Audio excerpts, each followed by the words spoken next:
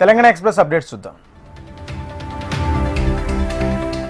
ఉమ్మడి మెదక్ జిల్లాలో ఎగిరేది గులాబీ జెండానని మాజీ మంత్రి హరీష్ రావు అన్నారు. కాంగ్రెస్ వైఫల్యాలను, మోసపూరిత హామీలను వాటిని ఎత్తి చూపాలన్నారు. రాబోయే మున్సిపల్ ఎన్నికల్లో ఉమ్మడి మెదక్ జిల్లాలో మొత్తం 17 మున్సిపాలిటీలో తమదే గెలుపు లక్ష్యమని తెలిపారు.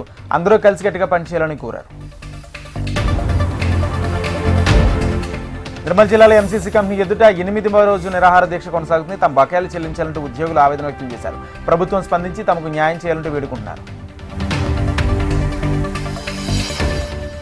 ఖమ్మం జిల్లా వైరాలో సిపిఎం డివిజన్ కమిటీ సమావేశం నిర్వహించారు. కార్యక్రమంలో జిల్లా సిపిఎం కార్యదర్శితో పాటు తమ పార్టీ నేతలు పాల్గొన్నారు. రాబోయే మున్సిపల్ ఎన్నికల్లో ఉమ్మడి ఖమ్మం జిల్లాలో సిపిఎం పార్టీ పోటీ చేస్తున్నట్లు సిపిఎం కార్యదర్శి నాగేశ్వరరావు తెలిపారు. ప్రజా సమస్యలపై పోరాడే వ్యక్తులను ఎన్నుకోవాలని కోరారు. నారాయణపేట జిల్లా డీసీసీ అధ్యక్షులుగా ప్రశాంత్ కుమార్ రెడ్డి రెండోసారి ప్రమాణ స్వీకారం చేపట్టారు. కార్యక్రమంలో కాంగ్రెస్ నేతలు పాల్గొన్నారు. పార్టీ కష్ట సమయంలో పనిచేస్తున్న కార్యకర్తలను కాంగ్రెస్ గుర్తిస్తుందని చెప్పుకొచ్చారు. భద్రాద్రి కొత్తగూడెం కాంగ్రెస్ పార్టీలో జిల్లా అధ్యక్షురాలిగా తోట దేవి ప్రసన్న ప్రమాణ స్వీకారం చేశారు. కార్యక్రమానికి ముఖ్య అతిథిగా మంత్రి పొంగులేటి శ్రీనివాసరెడ్డి హాజరయ్యారు. కాంగ్రెస్ పార్టీలో మహిళలకు ఇస్తున్న ప్రాధాన్యతను నిదర్శనమన్నారు. పార్టీ కార్యకర్తల కోసం ఎలాంటి త్యాగానికైనా తాము సిద్ధమని మంత్రి పొంగులేటి తెలిపారు.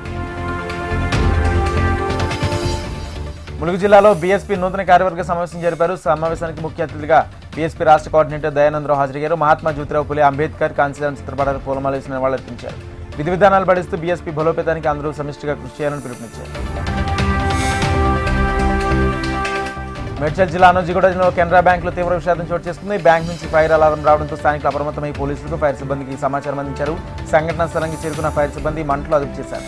ప్రమాదంలో ఫైల్స్ దగ్ధమైనట్లు అధికారులు వెల్లడించారు. ఘటనపై పోలీసులు కేసు నమోదు చేసి దర్యాప్తు చేపట్టారు.